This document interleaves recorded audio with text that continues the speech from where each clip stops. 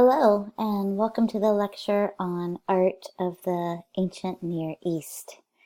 You might hear my cat in the background, who is only about, 11 months old, and so she wants me to go play with her, so sorry about that. So here we have a picture of one of the oldest found from this particular period instruments. And if you're interested, you can listen to, and there's a series of images in the background, some of the music that would have been played on this ancient musical instrument that dates back to around this time, and they think that it came from this particular period. It's quite lovely, and it puts you in the mood for what we're going to be talking about. So we're going to start off talking about the early Mesopotamia culture, which the Greeks referred to as the land between the rivers. And so we're going to talk about where it was located and how the people worshipped their gods and each other and created a lot of really important forms of writing and cultural growths and societal laws. These are the 12 Volterra figures, which I've always really enjoyed looking at. What they represent, I think, is really beautiful. And then also the large open eyes and their gesture of their hands. They just feel very safe to have in your presence. To me, they're not very scary. And I like how they symbolize, for if someone can't sort of be in the sacred space, this figurine could be there in their place. And we'll talk more about them in a few slides. And it's amazing that they, come from around almost 3000 BCE, and that they're in such pristine shape for being so old. And I think that's one of the cool things about this area of the world, the sand, and kind of really preserved a lot of these artifacts.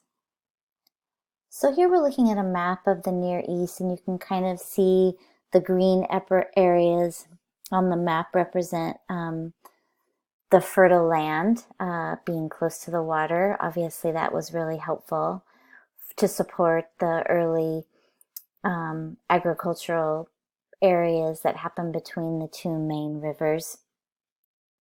And there was a huge area. It extended over 3 million square miles. So, kind of all the way from modern Turkey and then down into the Indus River Valley. And so it's a huge, huge territory and area where these people were living and sustaining themselves. And then I just kind of wanted to show you quickly a map to compare ancient Mediterranean, and here we are. Here's like the global map, so kind of above Africa, we're sort of in the Middle East, and then a current map, so you just can get a sense of how much land and territory the Mesopotamian civilization had secured. So here's a reconstruction of another artifact that had a lot of symbolism. The bull's head being beautifully made out of all of these incredible gold and silver and lapis and shells. This is a modern, reassembled version. And what's really beautiful to think about is how much they really did honor nature, and the bull symbolized strength, and it gave that relationship between the human and the divine through the animals and nature was really important. And so, again, we're not really sure exactly what this would have been used for. It might have been part of some sort of a ritualistic experience honoring the gods. But I think it really does show the talent and the skill of these individuals and the use of the tools that they had developed. Most of the Mesopotamian people were mainly engaged in architecture and merchants, and they lived close to nature. And I'll be talking a little bit more about the roles of the people So during this time, they had developed city-states, um, which means that there was probably a capital, and then also smaller or sometimes larger. Usually the capital would have been the largest. And here, this is a digital reconstruction of Yerk in 2300 BCE, and the population was estimated to be about 50,000 people. And so there'd be these city states and a capital, and in these villages, the city states, they really developed the first sort of urban life. And so of course there were social hierarchies and different classes that were separated, depending upon their skill level and education. And those classes would have been the king and the nobility. Oftentimes a lot of those folks were related, the priests, the priestesses, the upper class, the lower class, and the slaves. So just to give you a sense of what a little bit about the structure of the upper class, which would have been, professionals, merchants who own their own companies, scribes, private tutors, military folks, accountants, architects, astrologers, who were also usually priests, people who would have been running the shipyards and the both military and probably the merchants who were fishing and doing trade via the water. And so a lot of these men who did own these merchants who had a lot of ownership, they would have been leisurely men who enjoyed the beer and different wine and the things that they could have given to them, provided by the slaves that were a part of the system that had been created. The scribes were probably one of the most highly respected and served usually at court, in the temples and in the schools. And the scribes would have been teachers and teaching all of the different belief systems, but one of the biggest ones was writing. And we'll be talking a little bit more about how writing was such a important part of this particular culture and civilization. Supposedly only boys attended school. Again, like, those are just assumptions about this civilization, and that women, they had equal rights, but they could file for divorce, own land, own their own businesses, and supposedly they were, some of the earlier brewers and the healers. But once they realized the amount of money that could be made, a lot of men took over that work. So it's interesting to think these are all things that have been gathered through the writings, but it's also, you always have to ask yourself, well, who wrote it and what was their position at the time and why did they write it this way? But it gives you a sense of like what was happening in these cities. And then you start to see the development of organized religion. And organized religion would have been honoring numerous gods, not just one god. And so they built these ziggurats, which were almost designed to reflect what a mountain would look like. And they thought that that would bring the gods closer to them, so it enabled them to communicate with the gods. And this was just a part of the kind of the government and the system, because the god was kind of recognized as the ruler, and then the kings would sort of be some sort of communication between the gods and the people. And so here is you can see the ruins and then a reconstruction of what this ziggurat and the white temple, which would have been on top of it, would have looked like. And it's a video if you want to learn more about this, which might be helpful for your reflective homework writing. Here's some of the gods who would have been worshipped in the ziggurats and the spaces, the different temples. Most of the gods would have been associated with something that played an important role in society. So the god of writing, the sun god, which would have obviously been important for the growing of the grains and the things that were sustaining them, and then god of the storms. And so all of these different gods in these capitals might have had their own temples. They might have all been in one of the ziggurat temples. It kind of varied. I'd say one of the most important inventions that the Sumerians came up with is well, they invented cuneiform, which was the first form of writing, but they also had their own calendar and they had mathematics. And this really enabled the scribes who almost became obsessed with writing everything down and really having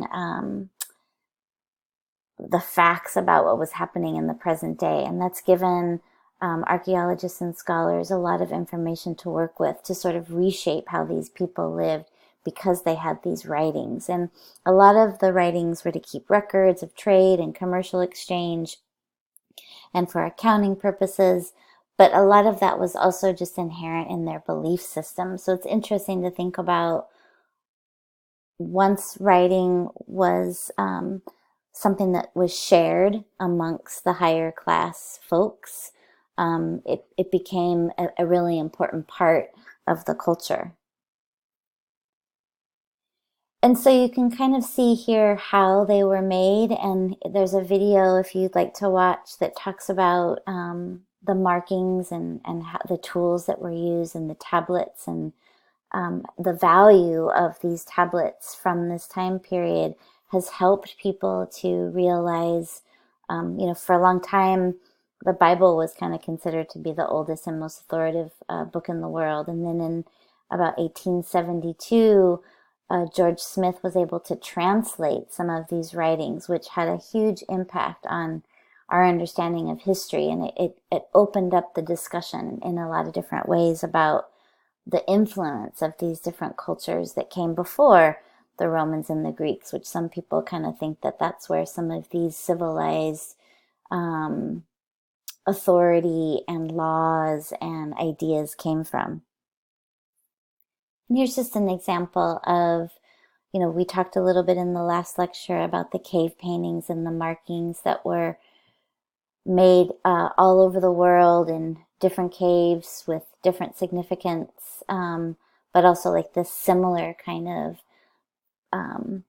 markings that would have symbolized a common theme. And so you can see here how the pictograph evolved into these later cuneiforms, which then became, a writing language, which is what we are able to translate to understand how these people were navigating their relationship to each other and to the spirit world, the gods that they were honoring.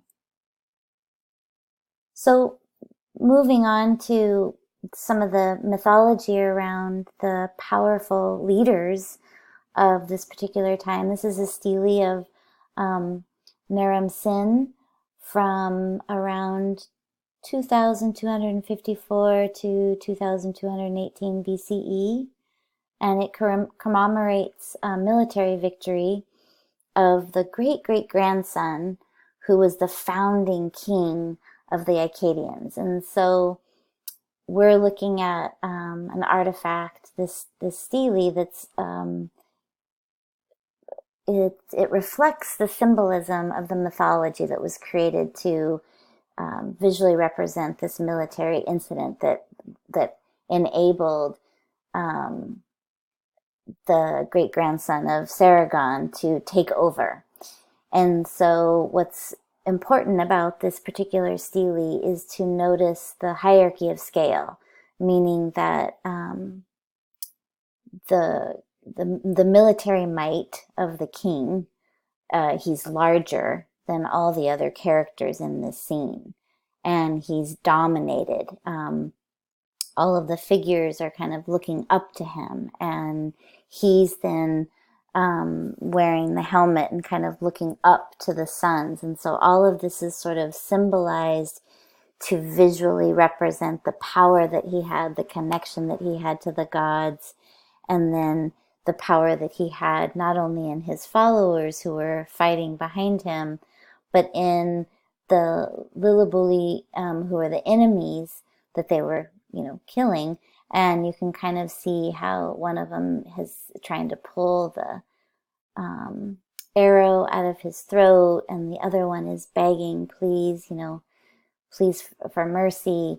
And he's just like, I'm this conqueror, and I'm being protected by my gods, and I'm taking over, and I'm the ruler. And it's just interesting to think about the artist who sculpted this and the mythology that's being created here, that this, ruler is literally larger than life, and that's depicted in this hierarchical scale. So these are things that are noted that we'll also see in other civilizations as we continue in this class. The Sumerian cylinder seals were a great invention that started to tell sort of visual stories about the ownership of property. Sometimes they could be contracts, sometimes they could be published books, and a little bit more narrative. But oftentimes, and even though it's more of a visual contract, they found a lot of these, and oftentimes it would be buried with the owner almost as a way to forever enable that owner to keep its property, when we all know that when someone's dead, that they can't take it with them, so to speak. But these are really beautiful objects that tell these sort of visual stories in these semi-precious stones. And again, to think about how they were made, here's another example from your reading. They're made, this is a lapis stone, which is really beautiful, that would then be rolled onto, so this is like a modern impression from this ancient seal. And this was found in the tombs, the Queen Pabuli's tomb. And this is, again, from 2,600 years ago about. And so you can see how it would have been rolled out onto create like this, almost like a block print that you might do now with a woodcut block. But I really love the way that this is made, and then the visual storytelling that's happening in these seals. Like I said in the beginning, these are some of the favorite figurines that I've always enjoyed learning about, and this is a great video that talks about their significance that might be, again, helpful in your writing for this week. But it's interesting to think about the characteristics of these Mesopotamian votive figurines, and their clasp hands and their big eyes and the detail in their hair and their costumes. And you really get a sense again of how, here we're working with an alabaster shell that would have been the eyes, black limestone, and these aren't soft stones to be working with, and different. You'd have to have very sophisticated tools to be able to sculpt and carve out the details that are found in these figurines. And what I like about them is how a patron would pay an artisan to make the figurine to stand in place of this person in one of these sacred spaces. So if they couldn't be there themselves, they would have a representation of them. So they could always be there praying to the gods. So there was a lot of attention paid in this particular time period to worshiping the gods that I mentioned before, the sun god, the god of plants, the god of storms. I mean, there was just multiple gods that they would be honoring for the success of their family, their crops, their business. It was just all part of the process of paying homage to their gods, and this was one way of paying homage constantly, by having these small figurines, because they weren't that large, maybe a foot. Some of them might have been a little bit bigger. I think the tallest were about 30 inches. So you could constantly be honoring your god, worshiping them in the hopes that they would give you fulfillment and success in your life.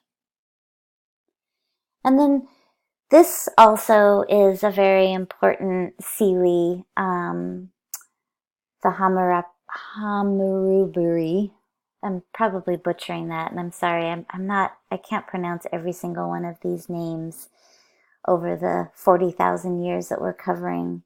But this Seelie is really important. It was sort of one of the first community contracts, kind of like our Constitution in a way, where it really laid out the rights and the duties and the punishments of people in this particular Mesopotamian time period. And a lot of people really refer to it as sort of like the first set of laws that enabled people to respect each other and not steal from each other, and what would happen if you stole from someone. And here's a couple of videos as well if you're interested in learning a little bit more about the importance of this stele, and like I said, like how it was really the first contract or set of rules and laws that people had to abide by. And then moving on to the other cultures that we're going to be talking about with this lecture, the Assyrians and the Neo-Babylonians, and we're just going to briefly mention Persia and the Persians. Here's an example of, a drawing of what ancient Babylon might have looked like, with these hanging gardens and this tremendous amount of wealth, that they were mining gold, and you can see all of the details in the lower bricks and just the beauty of what potentially Babylon would have been like. But first we're going to talk about the Assyrians. And so the art of Assyrians, again, really talented artisans who were crafting. Here's a beautiful palace relief that is kind of a really wonderful narrative that's been examined over time. And so I just wanted you to really think about like what stands out for you in this narrative. And so maybe take a minute and just look at all the details of the military soldiers, the men who are swimming away, where they're swimming to, the characters in this architecture, the way that the depth is depicted, so the scale, and just kind of reflect on it for a minute. And then here's, kind of what's been discussed in your reading and in different research that has been collected. There's definitely a narrative that recounts this story. We don't know if it's fact or not, but sort of this scene that appears to be unfolding. And so when it was made, it would have been painted in bright colors to enhance the story. There's a really interesting way that they're showing the figures in relationship to the space. And so I think that also increases the narrative qualities, what these people are holding in their hands, what the archers are wearing, and then the long robes of the swimmers. And so it just really, I think, starts the inscription that's kind of almost cut off. It really starts to highlight the beautiful narrative quality of these people trying to escape from, and their friends calling them, and then just like how the trees are a little bit smaller and the swimmers are larger in the foreground. I think it's an excellent example of the attempt to recreate a story that is either fact or not fact.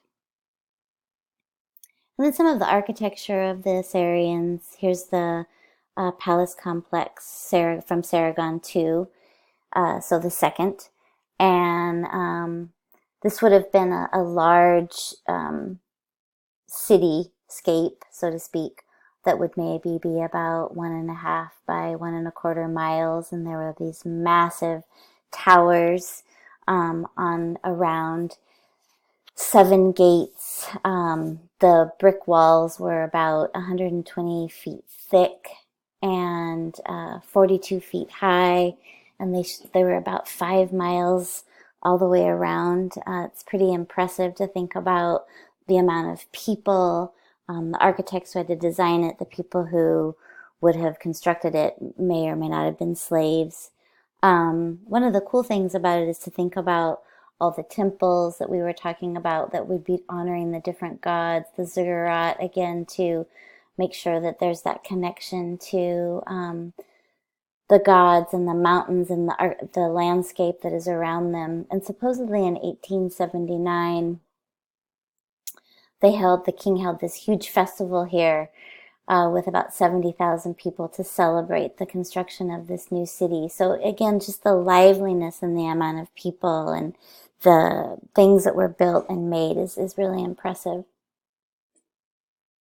Part of the complex were these gates, and here this is more of like a photograph that's just showing the excavation, and so you can kind of get a sense of the size of these lammases that would have weighed up to about 40 tons. So they're incredibly massive, and the significance of how they were sculpted.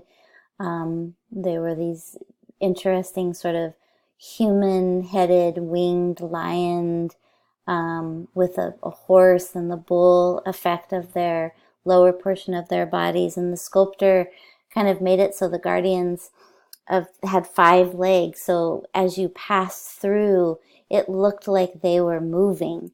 And it's just interesting to think about, how the artisans of this time used the tools and actually wanted these gestures of movement with these massive guardian figures, these colossal lamassu.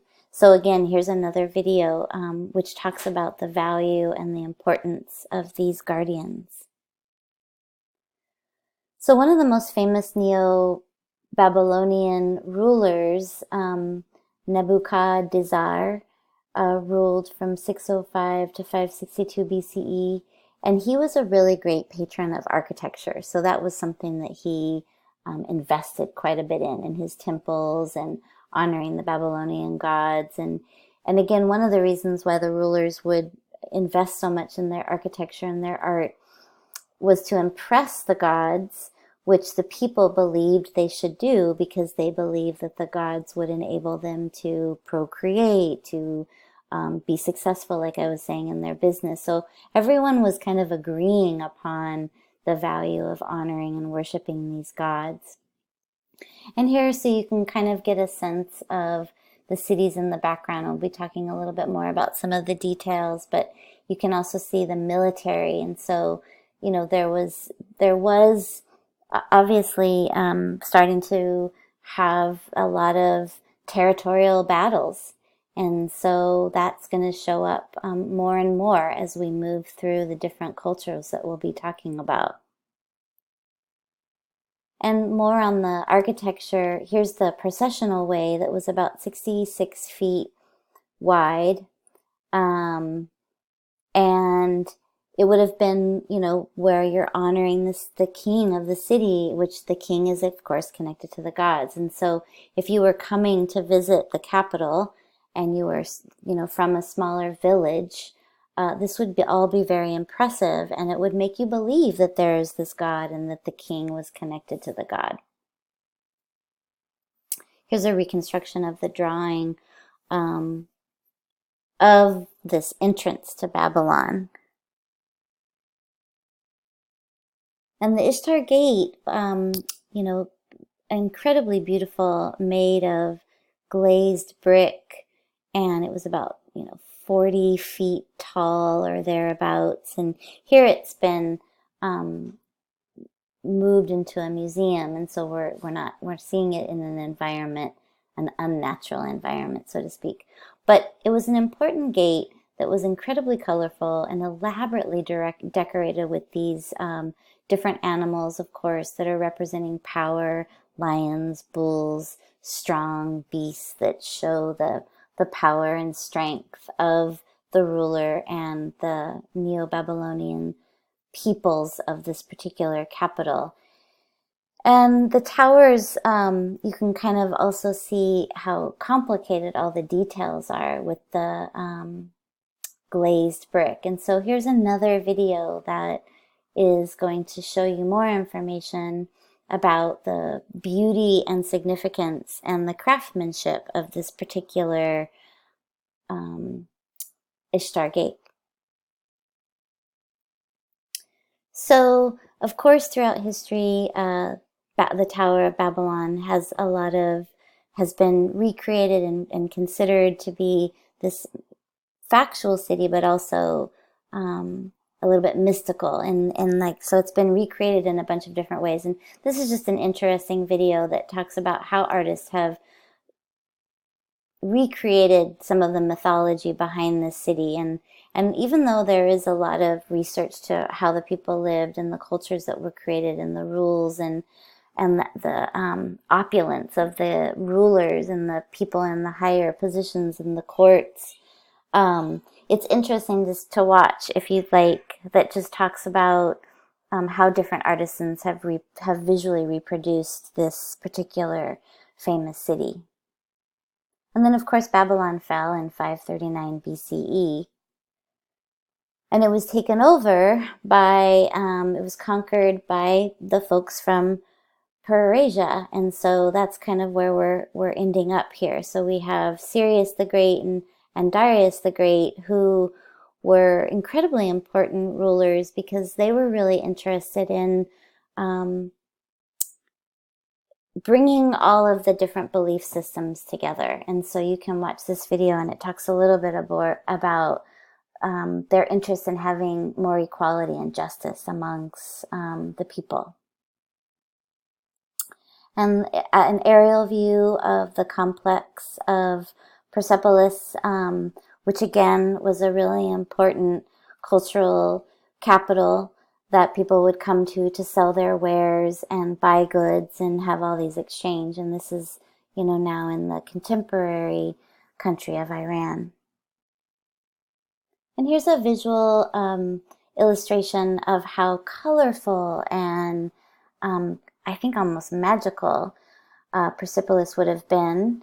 The tons of architecture that would have been supported and combining kind of like all the visual influence from Persian and Mesopotamia, Egyptian, and there's all these different elements because there's things growing and happening all over Europe and the Middle East at this time. And so you're starting to see how people are definitely traveling and getting influenced, traveling by land, traveling by boat, and bringing back all the different cultural ideas that they are absorbing as they're going to different parts of Europe and the Middle East to sell their goods and learn about what other cultures were doing at the time.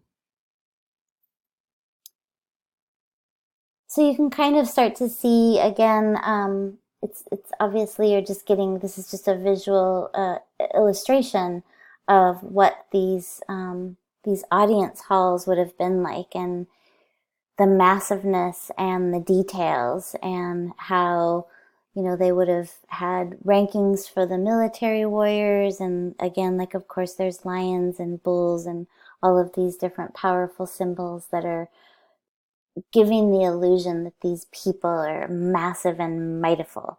And that was really important, especially if someone did travel from another part of the Europe and even maybe from the East, they wanted to impress any travelers that were coming through to go back to wherever they came from and said, oh, we can't mess with those people. They're really powerful and strong.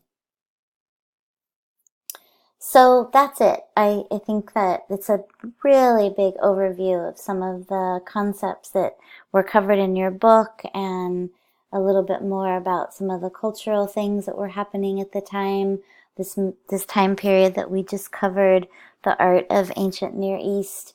And I'd like for you to watch this video. It's about 4 minutes, and it really just reviews everything that I said, but it's another way to make sure that you've kind of got the basis of understanding of this particular culture, so you can apply it to your writing and have some of this already researched for you when you think about your midterm project. So keep me posted with any questions, and thank you for listening.